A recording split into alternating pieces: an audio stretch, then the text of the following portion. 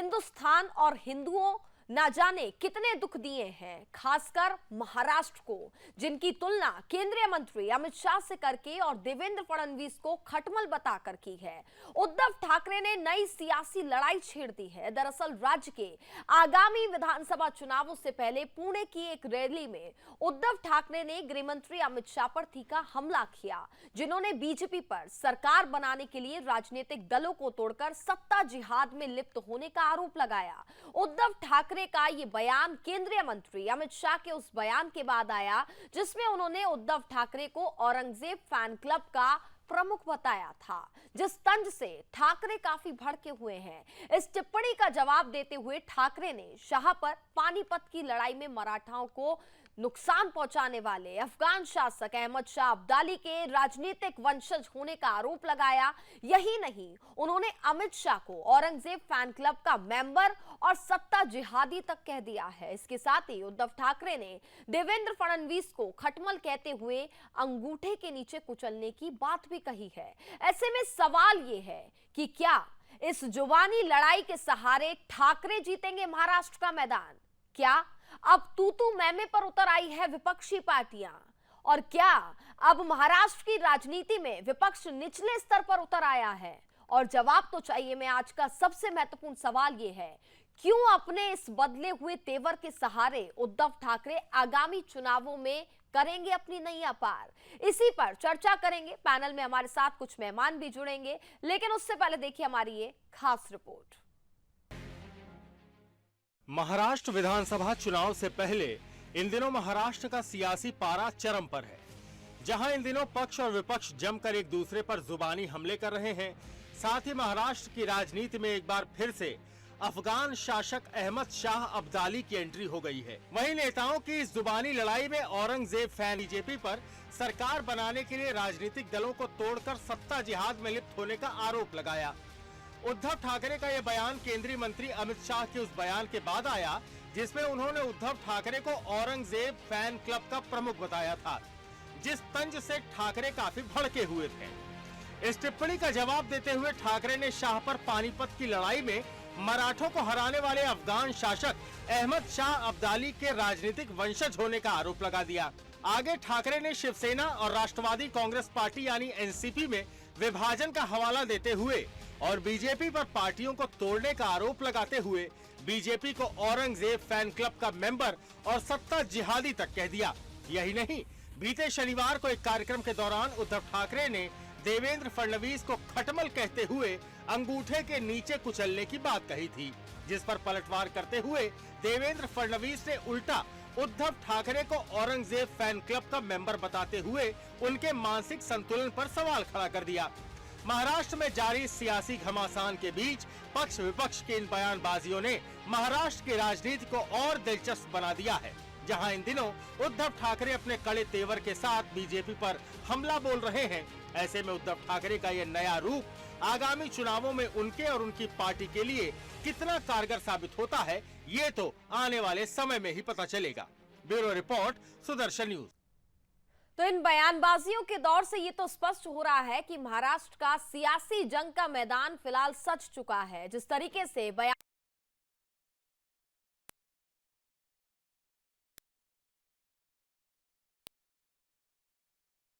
ज्यादा गर्म नजर आ रही है। हमारे साथ तमाम गेस्ट इस वक्त जुड़ चुके हैं। सबसे पहले उनका परिचय आपसे करा देती हूं। भारतीय जनता पार्टी से प्रवक्ता अधिवक्ता विजय शर्मा जी हमारे साथ इस वक्त जुड़ गए हैं। राजनीतिक विश्लेषक अनिल गर्ग जी हमारे साथ जुड़ चुके हैं और साथ ही शिवसेना यूबीटी पर आ गई है।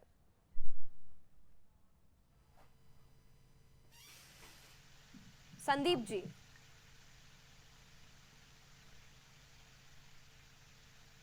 संदीप जी क्या आप मुझे सुन पा रहे हैं? चलिए संदीप जी से जुड़ने का संपर्क करेंगे। बीजेपी से भी हमारे साथ अधिवक्ता विजय शर्मा जी जुड़ गए हैं। विजय जी, आपके पास आना चाहूंगी, आपसे ही शुरुआत कर लेते हैं। लग रहा है अब महाराष्ट्र में सियासी जंग का मैदान सज गया है। जिस तरीके से पॉलिटिक्स बयानबाजियां यहाँ पर हो रही हैं, आपको नहीं लगता काफी निचले स्तर पर यहाँ पर बयानबाजी हो रही है? कनिका जी, ये मानसिक संतुलन बिगड़ गया है उद्धव ठाकरे जी का। तब से जब से उन्होंने विचारधारा अपनी चेंज की है, आपने देखा होगा किस तरह से बाला साहब ठाकरे को स्मार्ट बोलते थे, और आज उद्धव ठाकरे जी किस तरह से जो है औरंगजेब जो फैन क्लब है उसमें शामिल हो गए हैं। आप मुझे बताइए, कांग्रेस के एक किसी नेता से, राहुल गांधी से, प्रियंका गांधी से, सोनिया गांधी जी से वीर सावरकर जी की जय बुलवा के दिखा दीजिए। आपको पता होगी वो एक सत्ता पाने के लिए किस तरह से गलत विचारधारा के साथ और अपनी विचारधारा त्याग दी उन्होंने। उनके पिताजी कहते थे जिस दिन मुझे लगेगा कांग्रेस से हाथ मिलाना मैं अपनी दुकान बंद कर दूंगा, और आज वो कांग्रेस की गोद में जाके बैठ गए। किसके लिए? सत्ता के लिए। अब उनको ना सत्ता मिली और ना उनको ये पार्टी मिली, क्योंकि जो पार्टी है, पार्टी का मैंने विरोध किया है हमेशा कि पार्टी टूट गई। पार्टी टूटी नहीं है। जो पार्टी बाला साहब की विचारधारा के लोग थे उन्होंने उद्धव जी को अलग कर दिया। सारी पार्टी तो यहाँ है, उनका चुनाव चिन्ह यहाँ है, उनकी विचारधारा यहाँ है, उनके कर्तव्य यहाँ है, तो आप उनका आशीर्वाद यहाँ है। तो उद्धव ठाकरे जी जो है वो सिर्फ जन्म से कोई किसी का उत्तराधिकारी नहीं हो जाता। उत्तराधिकारी जो है सोच से, उनका जो आगे का विजन था उससे होता है। तो उद्धव ठाकरे जी का मानसिक जो संतुलन है वो बिगड़ चुका है, क्योंकि उन्होंने देखा है कि जनता ने किस तरह से जो अपने शिवसेना के जो हमारे शिंदे मुख्यमंत्री जी हैं उनको उनसे ज्यादा वोट दी है। 2.5 लाख वोट फालतू मिली है उन्हें महाराष्ट्र के इलेक्शन में। तो जनता का जो फैसला है वो आ चुका है, चुनाव आयोग का फैसला आ चुका है। जो अच्छा, लेकिन आप शायद ये भी भूल रहे हैं कि 48 में से 42 सीट्स एनडीए को 2019 में मिली थी और इस बार एनडीए को 17 मिली है, 28 बीजेपी, और यहाँ पर 9 सीटें इस बार सिर्फ बीजेपी जीत पाई है, 7 सीटें शिवसेना शिंदे ने जीती हैं, और आईएनडीआई अलायंस की हम बात कर ले तो उन्हें 30 सीटें मिली हैं इस बार। देखिए 30 सीटें जरूर मिली हैं, लेकिन उसमें जो कांग्रेस पार्टी है उसने ज्यादा अच्छा किया। उद्धव ठाकरे जी को तो वोट कम मिली है। उद्धव ठाकरे जी का आप जो स्ट्राइक रेट देख लीजिए, उन्होंने शायद 21 सीटों पे इलेक्शन लड़ा था, अब उनकी कितनी आई है? 9 सीटें आई हैं उनकी। तो बीजेपी को भी इस बार इतनी सफलता महाराष्ट्र में मिलती हुई नहीं दिखी है सर। अगर हम चाहे कांग्रेस की बात कर लें, शिवसेना की बात कर लें, तो भारतीय जनता पार्टी का भी जिक्र कर लेते हैं। देखिए वो तो आकलन हो चुका है, हो रहा है कि बीजेपी को सीटें कम मिली है। उसका एक कारण है, उसमें से सबसे बड़ा कारण है संविधान, जो इन्होंने एक झूठा नैरेटिव फैलाया कि संविधान चेंज कर देंगे, उसके कारण बीजेपी की सीटें कम हुई है। मानते हैं कि ये अपने जो इन्होंने दुष्प्रचार किया था उसमें कुछ हद तक सफल हुए, उस कारण इनको कुछ सीटें बढ़ गई हैं, लेकिन विधानसभा में वो सब कुछ होने वाला नहीं है। आज हमारे माननीय होम मिनिस्टर साहब ने बोला है कि 2029 में भी बीजेपी आएगी, एनडीए आएगा, स्पष्ट बहुमत से आएगा। तो जो बोला तो ये भी था कि लोकसभा चुनाव में 370 पार होगा। 370 पार होगा, ठीक है, हर बोला तो ये भी था। अब कनिका जी मुझे बताइए, हम अपना बड़ा कोई नहीं रख के चलेंगे, कोई भी किसी का भी मार्जिन, लेकिन काफी कम था ना सर, मार्जिन काफी कम था। आप बताइए ना, 300 के आसपास तो एनडीए फिर भी जीत गया ना। आप मुझे बताइए 300 के आसपास तो हम फिर भी जीतने में सफल हुए। लेकिन सवाल यहाँ पर ये है, देखिए सवाल यहाँ पर ये है कि जो शब्द इस बार राजनेताओं के मुख से हम सुन रहे हैं, वो जो बयानबाजी है वो काफी निचले स्तर पर हो रही है। अगर हम बात करें, अमित शाह जी ये कहते हैं, औरंगजेब के फैन क्लब के प्रमुख हैं, नेता हैं उद्धव ठाकरे, फिर उसके बाद उद्धव ठाकरे इस तरीके का बयान दे रहे हैं केंद्रीय गृह मंत्री अमित शाह के लिए। तो उसके पीछे कारण है, उसका कारण सुनिए। औरंगाबाद का नाम किसने बदला? आज हमारी पार्टी ने, हमारे सहयोगी दलों ने, हमने बदला। ये इन्होंने विरोध किया उस चीज का कि औरंगाबाद का नाम क्यों बदल रहे हो। तो औरंगाबाद का नाम किसके नाम पे था? औरंगजेब के नाम पे, वहां उसकी कब्र थी, किस तरह से सजाई जा रही। तो इसमें ये तो तथ्य के आधार पे बात है, इसमें झूठ क्या है, गलत क्या है, वो बताएं। उन्होंने किस लिए विरोध किया था औरंगाबाद का? औरंगाबाद का जो नाम बदला गया, किस लिए विरोध किया था उन्होंने? तो आप मुझे बताइए, तथ्य देखिए ना, किस तरह से पालघर में साधुओं की हत्या हुई थी, कौन था चीफ मिनिस्टर, क्या कार्रवाई की इन्होंने, किस तरह से नृशंस हत्या हुई थी, पुलिस वालों ने हत्या करवाई थी, पुलिस सामने थी, पुलिस ने धक्का दिया उनको, साधुओं को। तो ये हत्यारी सरकार जो है उस टाइम की, तो उनको जनता क्या माफ कर सकती है क्या? विधानसभा में आप देखिएगा इनको किस तरह से पानी पिलाएगी जनता वहां पे। तो इसलिए मानसिक संतुलन बिगड़ चुका। उन्होंने ग्राउंड रिपोर्ट ले ली उद्धव ठाकरे जी ने, उन्होंने इसलिए सत्ता भी खो दी, पार्टी भी खो दी, लोगों का विश्वास भी खो दिया। जो जनता का आशीर्वाद था और जो विचारधारा थी उन्होंने गिरवी रख दी कांग्रेस के पास। अब आप मुझे बताइए, वीर सावरकर को गाली देने वाले उनकी गोदी में जाके वो बैठ गए, औरंगजेब को जो अपना गुरु मानते हैं, जो अपना आइडल मानते हैं, उनकी गोदी में जाके बैठ गए। तो किस तरह से हम ना बोलें? तो आप बताए तो सही कहीं से भी। तो ये जो है ये विनाश की राजनीति करने वाले हैं। मतलब आप कह रहे हैं कि कांग्रेस की स्क्रिप्ट पढ़ रहे हैं उद्धव ठाकरे जी, आप ये कहना चाह रहे हैं इनडायरेक्टली? बिल्कुल, पूरी तरह से एक कदम आगे हैं।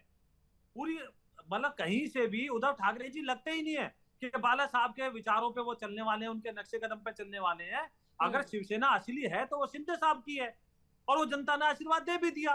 तो भाई आप पैमाना क्या है नापने का? वोट, और वोट 2.5 लाख वोट उनको फालतू मिली है।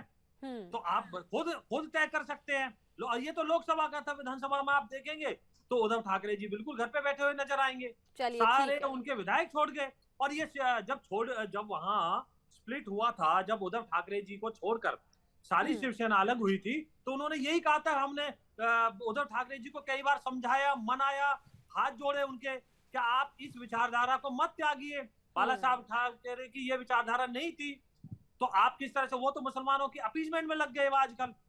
तो आप मुझे बताओ ना, जिसने विचारधारा त्याग दी तो सब कुछ त्याग दिया। तो इस आधार पर क्या कहना गलत है? चलिए ठीक है, हर कोई अपने अपने तथ्य, अपने अपने आधार बता रहा है। अनिल गर्ग जी, आपके पास आना चाहूंगी, आपसे समझना चाहूंगी। देखा जाए तो आप भी बयानबाजियां लगातार सुन ही रहे होंगे जो पॉलिटिक्स महाराष्ट्र में फिलहाल चल रही है, और आप भी मुझे लगता है कि इस बात से सहमत होंगे कि कहीं ना कहीं बहुत निचले स्तर पर जाकर के अब राजनीति हो रही है।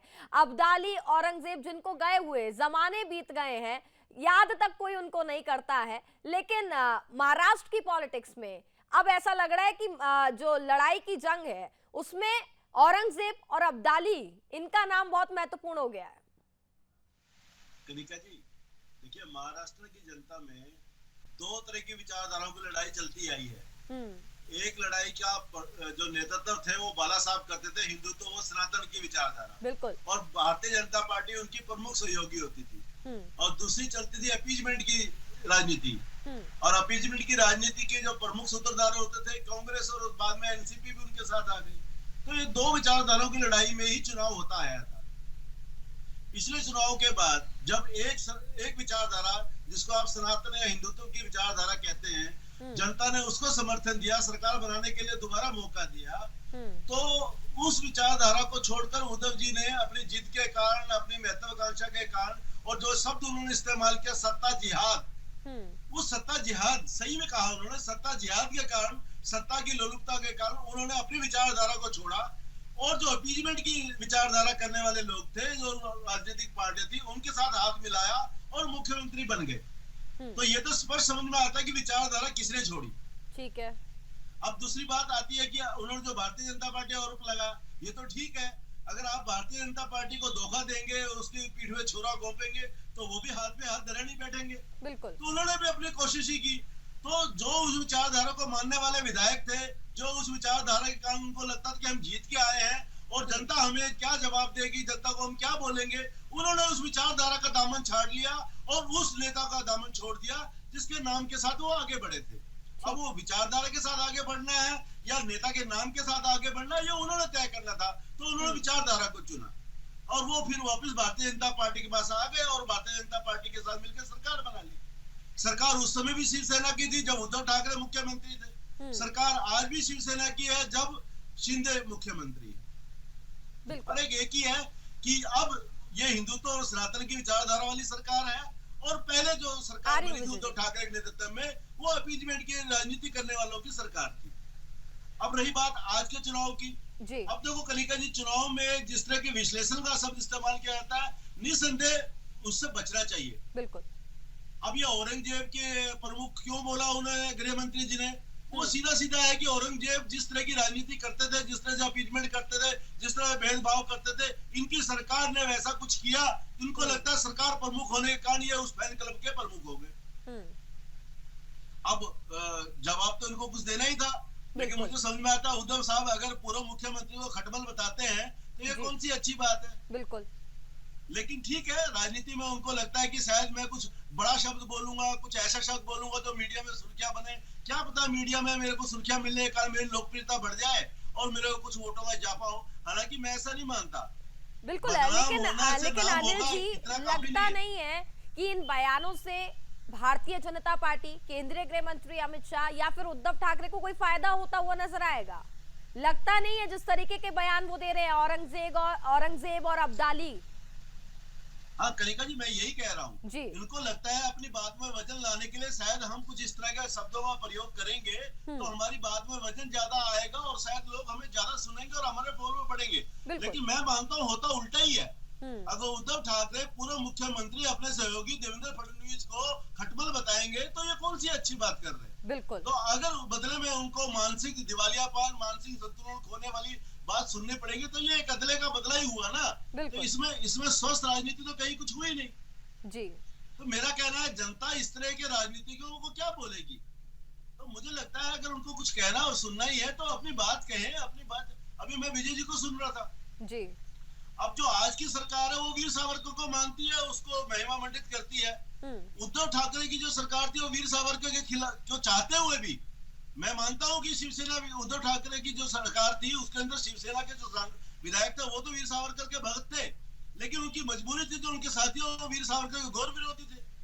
लेकिन विजय जी तो अनिल गर्ग जी, आप जैसा आपने अभी बात कही वही विजय जी इन बात को कह रहे हैं कि औरंगजेब जो अमित शाह जी ने कहा है वो सही कहा है, वो तथ्य दे रहे हैं उसके पीछे। देखिए विजय जी अपनी राजनीतिक पार्टी का प्रतिनिधित्व कर रहे हैं जी, वो अपने गृह मंत्री जी की बात को ठीक ही बोलेंगे, इसमें कोई दो राय नहीं है। और जो उन्होंने तथ्य दिया वो भी एक तरह से लॉजिक है, सार्थक है कि अगर औरंगाबाद का नाम बदला और उद्धव ठाकरे ने उसका नाम बदलने का विरोध किया तो जो भी लोग उसका औरंगाबाद का नाम संभाजी नगर करने के विरोधी में थे, इसका मतलब औरंगजेब के समर्थक थे। बिल्कुल। तो इसमें तो कोई दो राय नहीं है और विजय जी अपने तर्क के हिसाब से एकदम ठीक है। लेकिन सवाल ये है कि आपको औरंगजेब या अब्दाली शाह को लाना किस लिए चुनाव में। बिल्कुल। आप तो अपने आने वाले 5 साल के रोड मैप की बात करिए ना जी।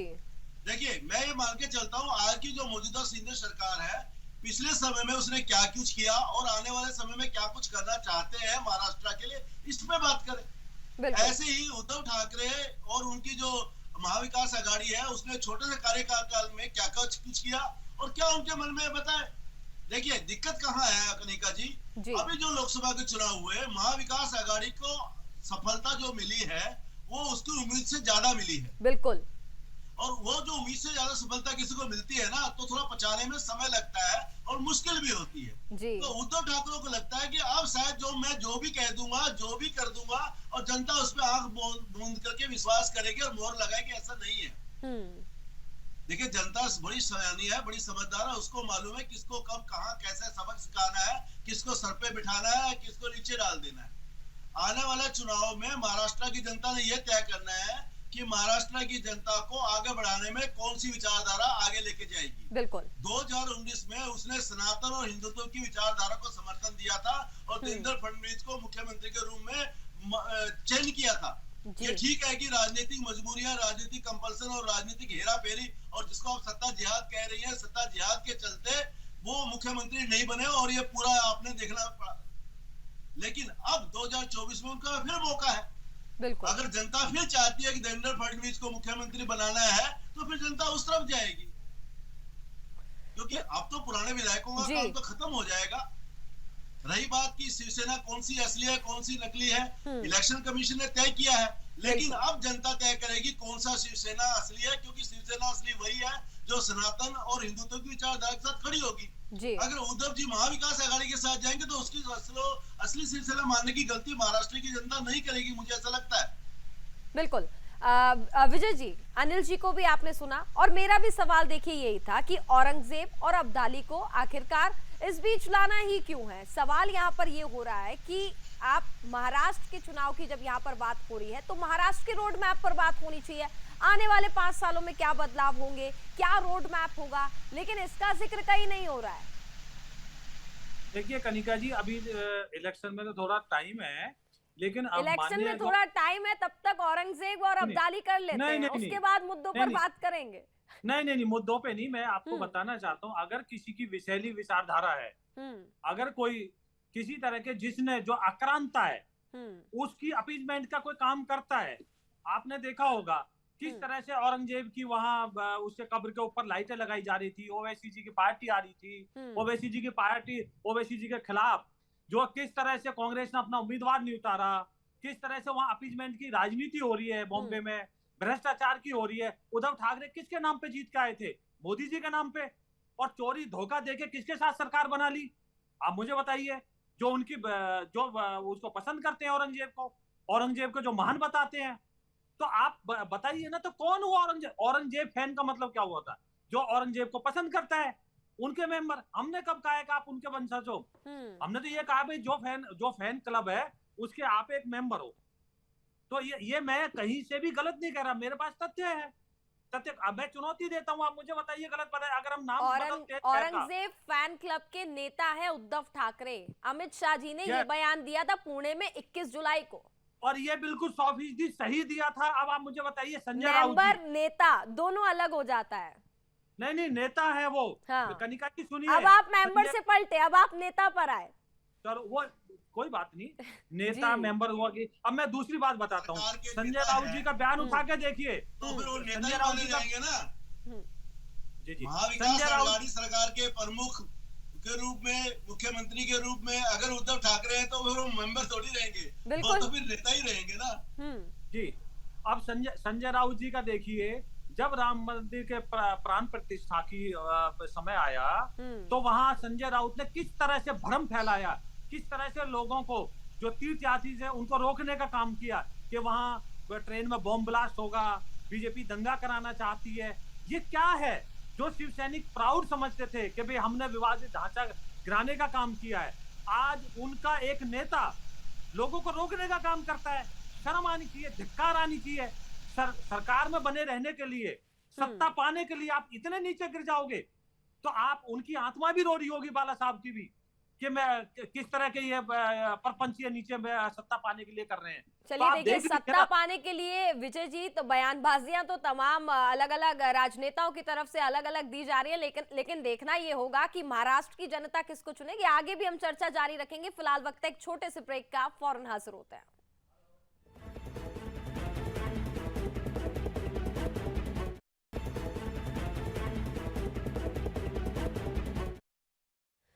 ब्रेक के बाद स्वागत है। तो महाराष्ट्र पॉलिटिक्स पर चर्चा लगातार जारी है। हमारे साथ अनिल गर्ग जी, विजय जी लगातार हमारे साथ बने हुए हैं। अनिल जी, अब आपके पास आना चाहूंगी और समझना चाहूंगी, देखिए महाराष्ट्र पॉलिटिक्स जिस तरीके से हो रही है, आरोप प्रत्यारोप लगातार जारी है, लेकिन आपको नहीं लगता कि ये बहुत पर्सनल लेवल पर जाकर हो रहा है? अब देखिए, राजनीति का ये तो तरीका बन गया है कनिका जी। जैसे अभी विजय जी कह रहे हैं चुनाव बहुत दूर है, तो जनता को संबोधित करने का, जनता को कोई अपना रोड मैप देने का समय अभी थोड़ा देर बाद आएगा। अपना मैनिफेस्टो भी जारी बाद में भारतीय राजनीतिक पार्टियां करेंगी। अभी तो ये साबित करने में चल रही है सब राजनीतिक पार्टियां कौन व्यक्ति गलत था। 2019 और 2024 के जो कुछ महाराष्ट्र की घटना घटी है उसका जिम्मेवार कौन है?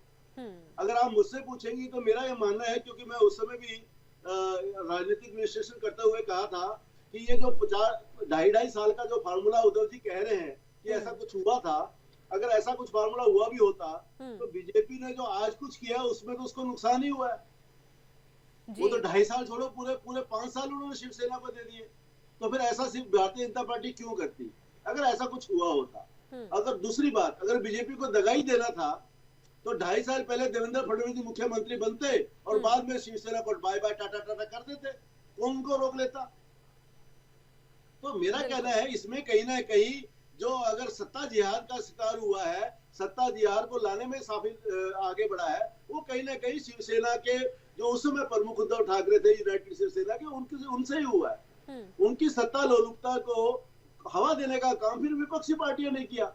आप मुझे बताइए, कांग्रेस, एनसीपी और शिवसेना के विचारधारा में कोई मेल कभी हुआ ही नहीं और हो भी नहीं सकता। तो आखिर ये तीनों मिले तो इनका मिलने का कारण क्या हो सकता है? एक ही कारण है कि तीनों को मिलना जरूरी था सत्ता लेने के लिए, क्योंकि शिवसेना की, उद्धव ठाकरे की जो शिवसेना उस समय थी, वो सिर्फ कांग्रेस को या सिर्फ एनसीपी को लेकर काम नहीं चल सकता था। जो अंक संतुलन था, जो गणित था, अंक गणित, वो बैठता नहीं था। तो आप मुझे बताइए, जो दूर विरोधी है आपके, जिसमें आपके अपनी जन्म से लेके शिवसेना ने जब अब तक विरोध करते आए, आपको उसके साथ बैठने की क्या मजबूरी आ गई? एक मजबूरी के अलावा कि आपको मुख्यमंत्री पद दिलाने का काम सिर्फ वो कर रहे थे। दूसरी बात, सत्ता जिहाद की बात में दूसरी बात आपको बोलता हूं, बाला साहब परिवार ने हमेशा राजा बनाया है, राजा बना नहीं था। ये पहली बार ऐसा हुआ कि वो राजा बनने की जल्दी में आगे चल रहे थे, तो आपने उस परंपरा को क्यों तोड़ दिया? अगर आप शिवसेना के बाला साहब के उत्तराधिकारी हैं तो सत्ता का मोह ही आप खुद ऐसा है राजा अनिल बनने जी। में क्यों आए? इसका मतलब कहीं ना कहीं जिस सत्ता जिहाद का जिक्र आज ये कर रहे हैं, उस सत्ता जिहाद का सबसे पहला फार्मूला आपने लगाया। बिल्कुल। और मुश्किल तब आई जब बीजेपी ने आपके नहले का जवाब दहले से दे दिया, ईंट का जवाब पत्थर से दिया, तो आपको लग रहा है नहीं ये तो गलत फाउल कर रहे हैं। भाई पहला फाउल तो आपने किया।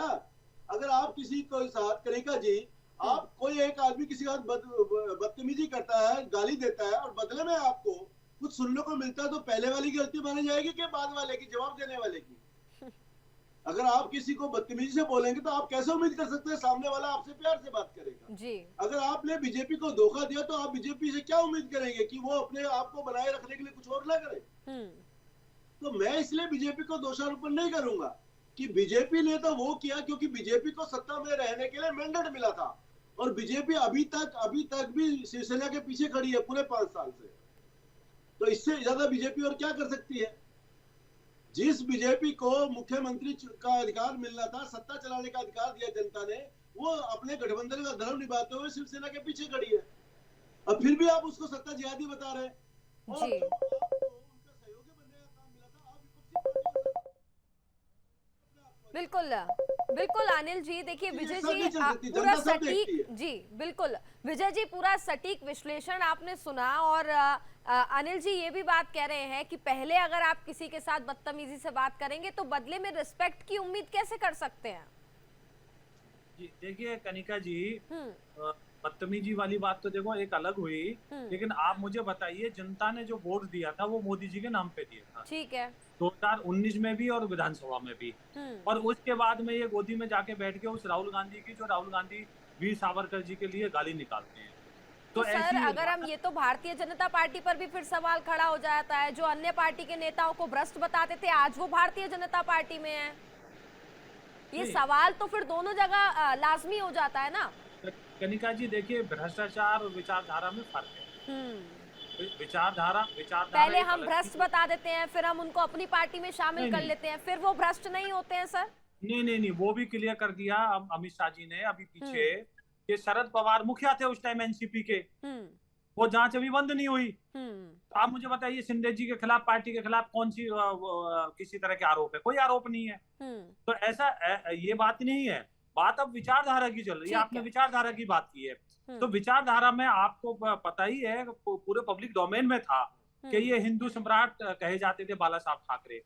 आज उनके ही जो संतान है किस तरह से उनके खिलाफ खड़े हैं, उनके खिलाफ खड़े हैं। तो ये एक बड़ा आक्रोश का माहौल है महाराष्ट्र के अंदर, और उसमें आपने देखा होगा इसीलिए जो शिंदे साहब है उनको ज्यादा वोट दिए। तो पैमाना क्या होगा भाई? आप, जनता ने किसको नकारा? जनता ने नकारा उद्धव ठाकरे जी को, क्योंकि उद्धव ठाकरे जी और शिंदे जी के बीच में था कि असली शिवसेना कौन। तो आप उसमें देख लीजिए किसको वोट ज्यादा मिला, मत किसने ज्यादा दिया। थोड़ी देर के लिए आप देखेंगे तो आप मत से ही देखेंगे ना कौन लोकप्रिय है, किसकी नीतियां ठीक है, तो वो तो जनता मोहर लगाएगी। तो जनता ने मोहर लगा दी शिंदे साहब के यहाँ। तो इसीलिए मैं कहना चाहता हूँ, जो उद्धव ठाकरे जी है उनकी जो दुकान है उनका शटर डाउन हो चुका, ताला लग चुका, उनके दुकान में कुछ नहीं है। क्योंकि जब आप उधारी की चीजें लेते हो वो ज्यादा देर नहीं चलती, तो वो गोदी पे जाके विधानसभा चुनाव के नतीजे आएंगे तो स्पष्ट हो जाएगा। एक कमेंट कांग्रेस प्रवक्ता गोपाल जी भी हमारे साथ जुड़ गए, पहले उनसे ले लेते हैं, फिर अनिल जी आपके पास आती हूँ। गोपाल जी, ये जिस तरीके की पॉलिटिक्स महाराष्ट्र में हम देख रहे हैं, जो बयानबाजियां हो रही है, औरंगजेब अब्दाली का जिक्र यहाँ पर हो रहा है, जिनको गए हुए जमाने बीत गए हैं, आप इस बयानबाजी को किस तरीके से देख रहे हैं? गोपाल जी,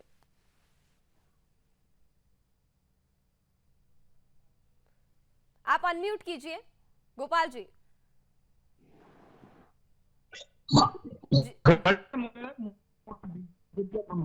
कोई काम नहीं करना, एक स्कूल कॉलेज नहीं बनाना और औरंगजेब वाली की बात करना। तो बड़ी चीज आप डेवलपमेंट देंगे, आप स्कूल कॉलेज नहीं बनाएंगे तो जनता को क्या होगा? ध्यान सर बात यहाँ पर देखिए विचारधारा की हो रही है जी।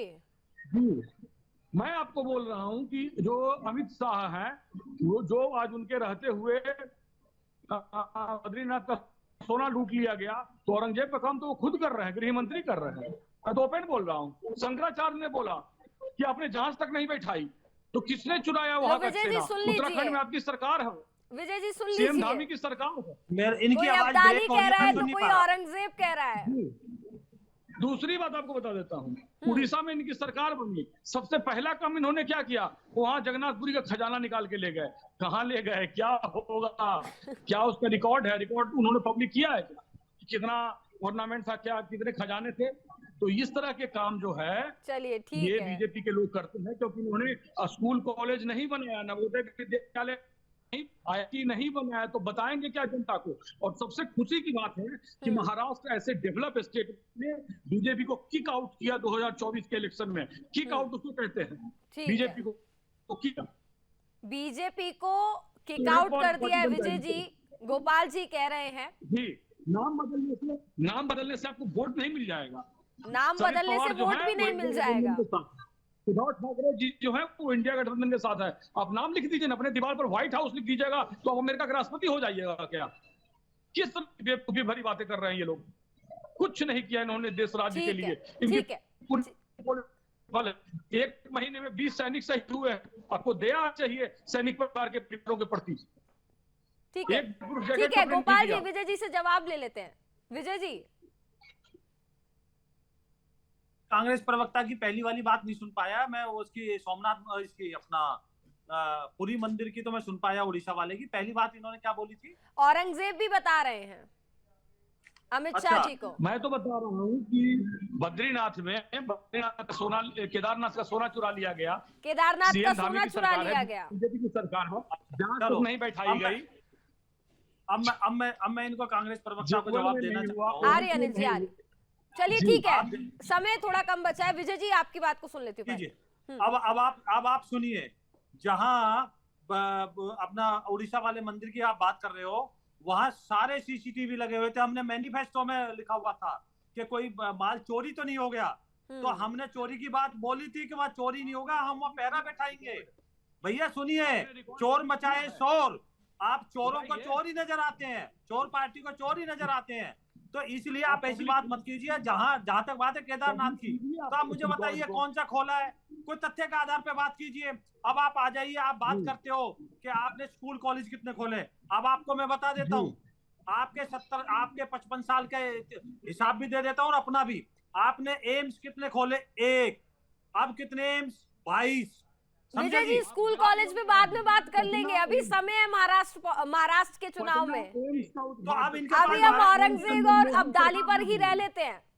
तो औरंगजेब की पूजा कौन करता है? ये करते हैं। औरंगजेब को महान कौन बताता है? ये बताते हैं। औरंगजेब के नाम पे अगर शहर है, तो अगर हम नाम बदलते हैं तो कौन विरोध करते हैं? चलिए ठीक है, आरोप प्रत्यारोप जारी। अनिल जी एक लास्ट कमेंट आपसे लेना चाहूंगी। ठीक है अनिल जी, 2-3 बातें कहता हूँ।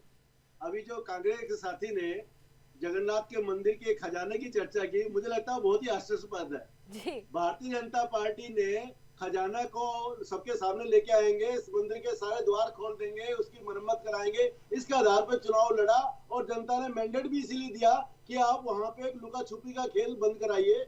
वहां पे जो चाबी 3-3 साल तक मिल नहीं रही थी, उसको आप लाइए और खोलिए और देखिए वहां पे क्या उसकी सूची बनाइए। वहां पे चोरी होने की संभावना भी बात करना मजाक ही है। मुझे समझ में नहीं आया गोपाल कृष्ण जी कैसे बोल रहे हैं। दूसरी बात, सवाल ये होना चाहिए, अगर दोनों एक दूसरे को औरंगजेब बता रहे हैं, मैं आपसे निवेदन करूंगा दोनों पार्टियों प्रवक्ता से पूछिए औरंगजेब को अच्छा कौन बता रहा है? औरंगजेब को अच्छा कोई बताता ही नहीं है। औरंगजेब की नीतियों का समर्थन कौन कर रहा है? अभी पता लग जाएगा। आप उनसे पूछिए औरंगजेब ने जो जो किया, आप उसकी भर्त्सना करते हैं या उसके साथ खड़े हैं? अभी पता लगेगा कौन अपीजमेंट कर रहा है, कौन नहीं कर रहा।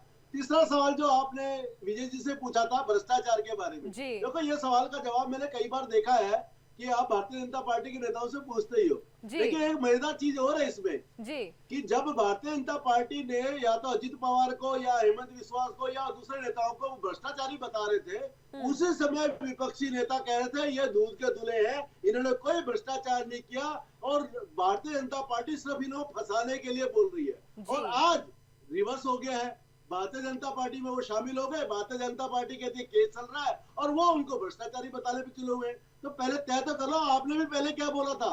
अगर भारतीय जनता पार्टी ने पहले उनको भ्रष्टाचारी कहा था तो उस समय तो आप इनको दूध को दूल्हे का सर्टिफिकेट दे रहे थे, आज अचानक आप रिवर्स क्यों कर रहे हैं? वही बात है, तो ये जब बड़ा विपक्षी मजेदार पार्टी सवाल में है। होते हैं तो भ्रष्ट होते हैं, और जब बीजेपी के साथ हो जाते हैं या फिर किसी अन्य पार्टी की भी हम बात कर ले, उनकी पार्टी के साथ हो जाते हैं तो वो बिल्कुल एकदम साफ हो जाते हैं, उन पर कोई दाग नहीं होता है। हालांकि देखिए पॉलिटिक्स तो लगातार महाराष्ट्र में जारी रहेगी।